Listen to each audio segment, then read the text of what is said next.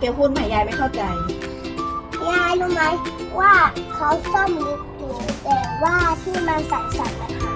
มันหายแล้วใช่ตอนนี้เขากำลังซ่อมลิฟต์อยู่ใช่ที่บ้านเกลเลยนะใช่โอเคยายค่ะอันนี้แหลมเหมือนกันเลยนะอันนี้มันไม่น่ามันเล่นนะเกลอันนี้ใครเอามาแต่อันนี้มันเล็กกว่าพี่สายก็จะไปวันเสาร์น่ะวันนี้เกลยังไปไม่ได้รอพี่สายก่อนแล้ววันนี้คุณแม่ก็จะต้องไปทำงานเนี่ยแล้วไม่รู้พารากอนหรือเปล่าเกลก็ต้องไปกับคุณแม่ยายปักไว้แบบนี้โอเคนี่ไงปักแล้วก็เนี่ยเขาใส่เสื้อก็ใส่เสื้อเหมือนกันยี่ห้อเดียวกัน แต่คนละสีนะเกลดูดิคนละสี